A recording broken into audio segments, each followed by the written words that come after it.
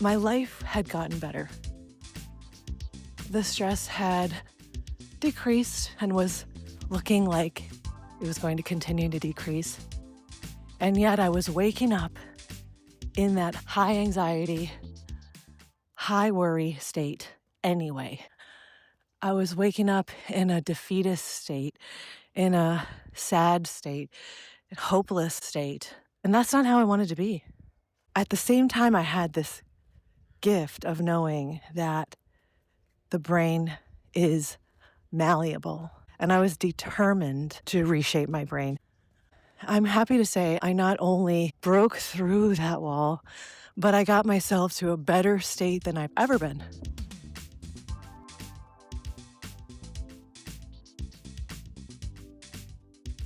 Hello. I'm out on a walk this morning. I realized I haven't done a podcast episode like this in a while, and I think there's a lot of value to it, and it's not just for me. You see, I have a few friends that voicemail me from their walks, and I do the same.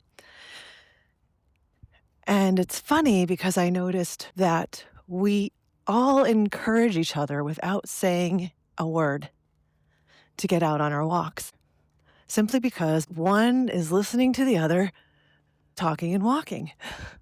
And it puts the message into your head, hey, they're walking. I could be walking.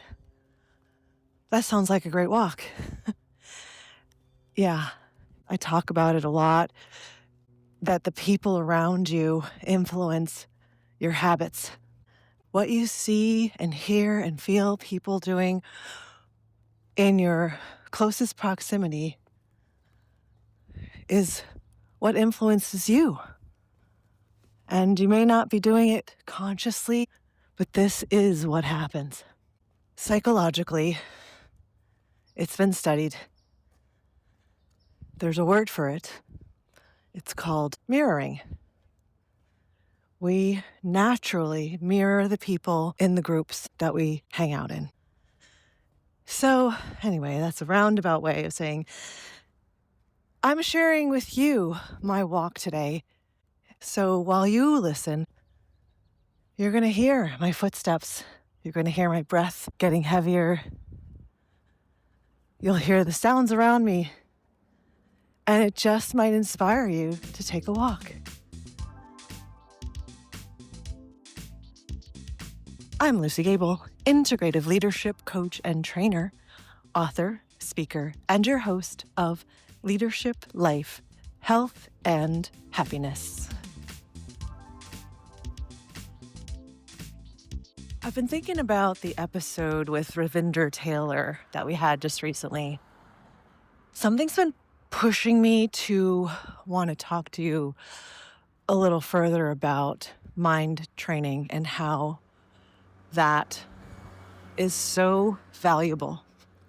And I've been wanting to share my own story about that because it's possible that it might resonate with some of you, and it might get you also to experiment with changing your brain, changing the way you think.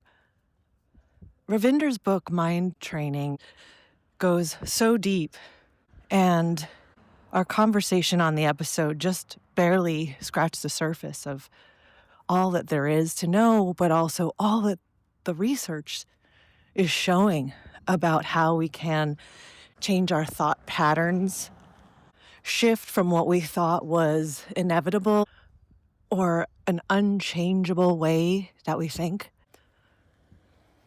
or just an ingrained part of our personality. We can shift it.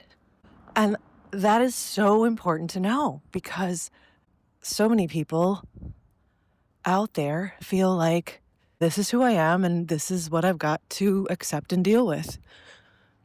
When what we need to be saying to ourselves is, who do I want to be? And how can I be that? And as I said, I wanted to share this experience that I've had with that concept not too long ago. And not many people know about it, but it's impactful.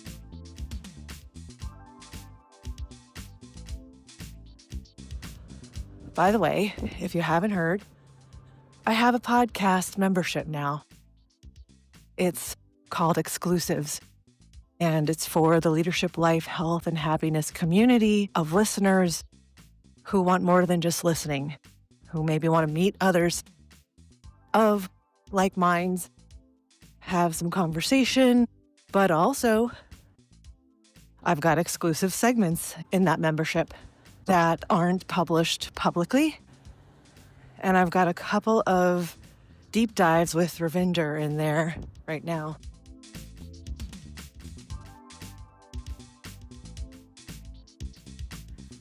When we moved from Washington, D.C. to San Jose in Silicon Valley, it was 2011. And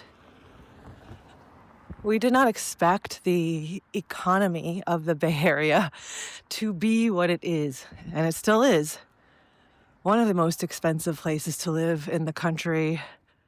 And it's not just, only people with a lot of money live there.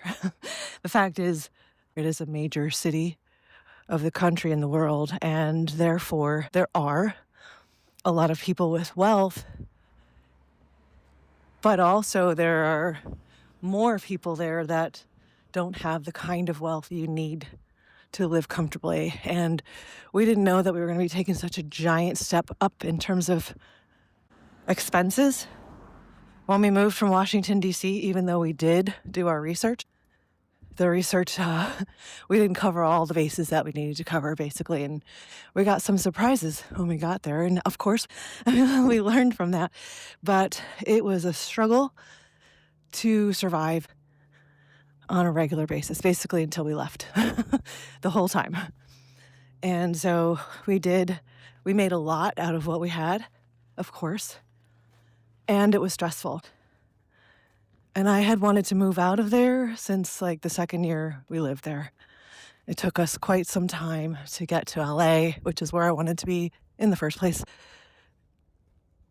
And so there were 8 years of struggle, hardships and worries and stress. And I had a business in Washington, D.C. that was growing, and it was just on the cusp of exploding. I had worked on it really hard for about 4 years, and it was getting to where I needed it to be. And that was when my then boyfriend said, I got a job in California, got a job offer, you want to come? And I'd always wanted to live in California. I thought, well, here it is, here's my chance, and this is my guy, and let's see what we can do. I mean, we do have to take our chances when we get them.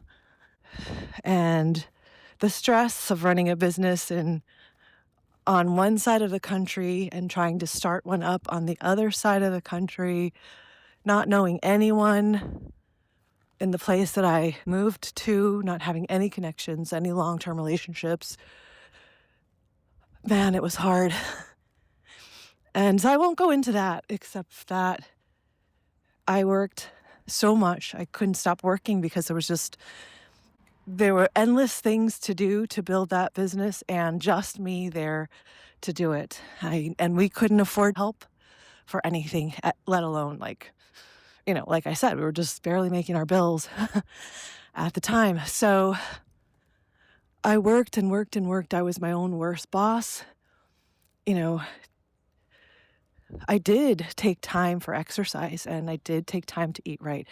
Those two things are a given in my life these days. They are, I've been doing them for so long that they are just simply part of me. It's not a question as to whether I'm going to do it.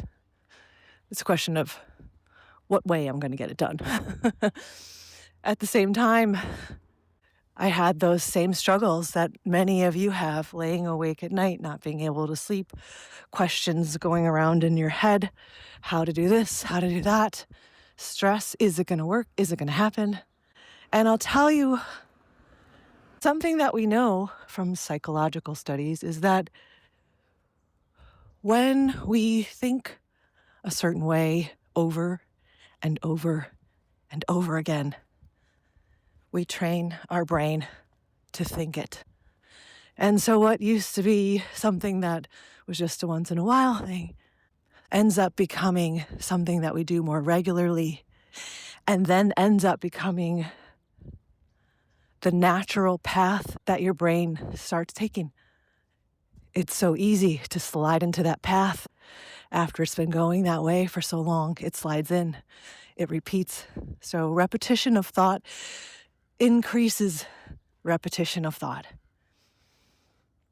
So that was not the only stressful time in my life, of course, but that was probably the most intense time period I had with my own company and with being concerned about finances and making ends meet, because it wasn't just me anymore.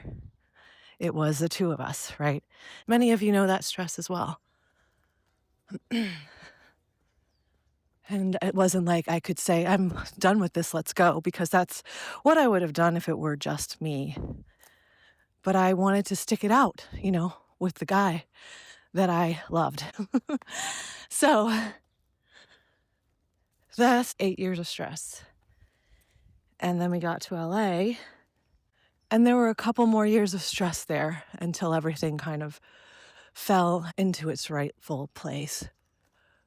So you can say a full-on probably 11 years of really intense worry, stress, concern. And my husband won't mind me saying that it definitely stressed our relationship as well. We learned a lot from that experience. We learned a lot about communication. But that wasn't then. We learned it after. We learned it afterwards, what we could have done better, Good 11 years. So for me, the pandemic wasn't the thing that changed my life. My life was getting better during the pandemic. I already worked online. I already had connections across the country, both coasts and in the middle. So it wasn't such a shock to me when we all had to get online. I was already there. And I was already working from home and being a health professional by training and experience. It didn't bother me, to have to take precautions for a little bit. So here's where I noticed that something was wrong. My life had gotten better. The stress had decreased and was looking like it was going to continue to decrease. And yet I was waking up in that high anxiety, high worry state anyway. I was waking up in a defeatist state, in a sad state, a hopeless state. And that's not how I wanted to be. I wanted to be happy, joyful, positive, productive. And I knew that my deep despair, anxiety, and, basically my state of negativity was absolutely pulling down my ability to be productive, to find answers, to meet the right people, to be creative, and to reach the heights that I wanted to reach, not just in my business, but in my life, in my relationships. I didn't like where I was every morning. At the same time, I had this gift of knowing that the brain is malleable. The brain is shaped by what we do on a regular basis, by the thoughts that go through our head on a regular basis. And I was determined to reshape my brain. I knew that it could happen. I just didn't know how long it was going to take. So I figured out what tools I could use to help myself get out of that state. The worst time for me was in the mornings. It always has been in my entire life. It's like I never woke up in a positive state. As long as I could remember, I woke up, with a little bit of dread. It's another long story. But that kind of thing amplified in my stressful years. It was almost like that was the one thing that just broke the dam, those 11 years. So what did I do? Because I am very different now. Ooh, this is a hill. Gonna be breathing harder now. I'm happy to say I not only broke through that wall, but I got myself to a better state than I've ever been. As I said, always woke up with a little bit of dread. And that's not me anymore. So I changed what most people would think was the natural state of my brain. I shifted it completely. And now I pretty much wake up with an empty slate and sometimes even a little bit of excitement. Most recently, I've been waking up with a lot of excitement. Can't wait to get out of bed. Can't wait to get into what I'm doing. Can't wait to have all the experiences that I have been having. Yeah, it's very different. There are some really big hills behind my house. It's called the Angeles Mountain Range. And I love them. So awesome. So what did I do? You must be wondering at this point. What I know from my degrees in exercise physiology and psychology is that the mind is affected by movement. And movement not only wakes us up, but promotes positivity, promotes adrenaline, serotonin. So basically energy, but also pain reducers, and gives us even some dopamine when we accomplish something, produces those chemicals in the brain that help us to be happy. So I started getting out first thing in the morning. Sometimes, I would need a coffee or my breakfast because I truly do get hungry in the mornings. But as soon as I possibly could, put on those clothes and get out and take a walk.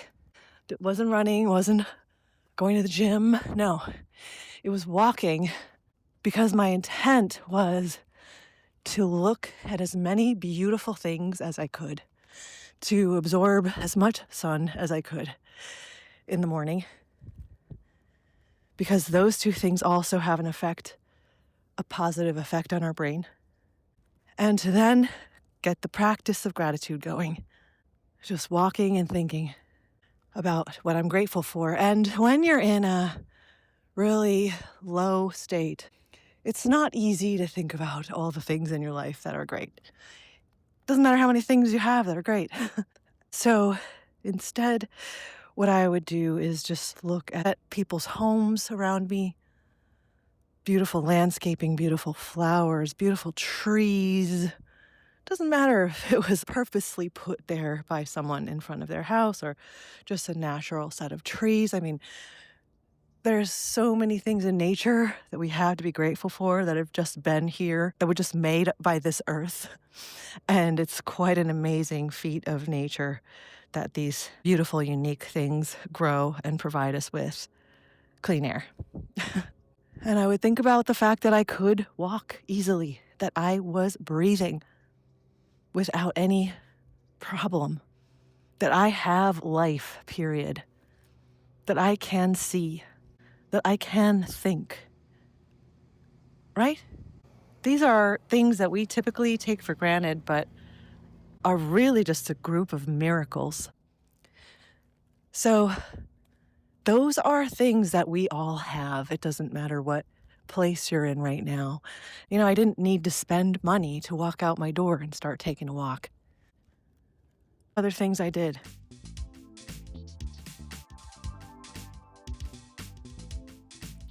I found a couple friends who I could be accountable to for getting stuff done. I didn't need them to understand what I was going through. I didn't really even need to talk about it. I drive harder when I know someone is watching. And from what I know, this is also a human thing. when someone watching. Some people drive harder when they're competing, but I don't need that. I just need to know that someone else knows that I want to do this thing and I drive harder. So I got a couple of people who also wanted to be accountable to me. And we encouraged each other. And we naturally got to taking bigger and bigger steps. Not much different from what I was saying at the beginning of this episode, that, when you're around people that walk, it makes you want to walk. When you're around people that exercise, it makes you want to exercise. When you're around people that eat well, it makes you want to eat well. When you're around people that have good social habits, you start to have good social habits. And I could go on, right? You could go on forever. You could add so many things to this. So the people that I was with were not only wanting to be accountable, they had their own businesses as well, but they're also really kind and decent people. Also wanting to see the beauty and the opportunity and possibility in life. So we shared all those things. And these people helped me to be lifted up, and we all helped each other. So I knew I needed movement in the morning. I knew I needed conversation and accountability. And I also knew that I needed to get to learning more. I needed to find people who accomplish great things, basically. Because when we see other people doing great things, it gives you the strength and the motivation to do your own great things. It lets you know that it's possible to do great things. And some of these people even had their own stories of coming out from a deep, dark place. And that's even stronger evidence that if they can do it, you can too. And you're just going to have a different path. So I got to learning, because we can't get to new heights without seeing what new heights actually look like. And it's really helpful to hear how people got from A to B. The overall umbrella of all this is that I took action. Every single one of these things were actions. It's a trite thing to say. If you want life to be different, you have to be different. Okay. What does that really mean, though? Well, it means you need to do something that you haven't been doing. And you need to keep doing that until you find something that works. And if you find something that works, then you're going to inevitably want to take the next step from there. What's the next thing you can do that gets you where you want to be? And then what's next? And then what's next? And that's how I got to where I am now, from where I was then. So this episode is really one that brings together both Albert and Ravinder's discussion on your brain and making changes. And it's not about coping with the way your brain works now. It's about changing it into what you want it to be, changing your thoughts into how you want to think, which changes your personality into the person you want to be. And now that you know that you can change, it might be time to think about, who do you want to be? Not only who do you want to present as to others, but actually be. And this is what I work with people on a regular basis. Of course, it really helps that I've done it myself. I know the hardships, I know the feelings, I know the intensity, but there's no one size fits all for anyone. My path is not yours. And so having the knowledge of what it means to coach people through gives me the ability to help people to take things on their own path, design their own unique life. At the time that I'm recording this, we're coming up onto the holiday season. Don't you even say that, oh, I don't have time for this because it's the holidays. What I always say to my clients is, this is a perfect practice ground. You're going to have a lot more going on And that's what we're training for. We're training ourselves to be able to handle all that stuff and also be the person that we want to be. Have the life that we want to have, right? Life is not a series of everything going easily, flowing, smooth, no bumps. Life is a series of sprints, sometimes marathons, definitely bumps. And that's how we train in athletics. We put ourselves into positions that are hard, often harder than you'll usually find during your competitions. When I was a personal trainer, people, they would say, "This is so hard, I'm never going to have to lift anything this heavy." And I would say, "Yeah, and that's going to make it so everything else is easy to lift." Isn't that nice? It's nice. So put yourself in the training grounds whenever you can. Allow yourself to understand how to overcome the bumps and still have your workout in place, your healthy eating most of the time, and your mindset in place, and your personality in a good place, and your mental health in a good place. So I'm going to say one more time that this is why I created the Exclusives membership, because it is a place where you get supported, find people that are like you, learn about how other people got to where they did, learn how you could get where you want to go.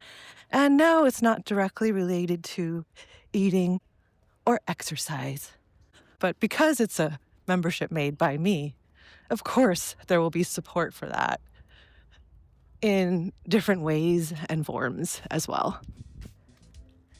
If you like this episode, click like, subscribe if you want more like this. Let me know in the comments what this made you think about, if it made you change anything in life. This is Luci Gabel. I'll talk to you next time.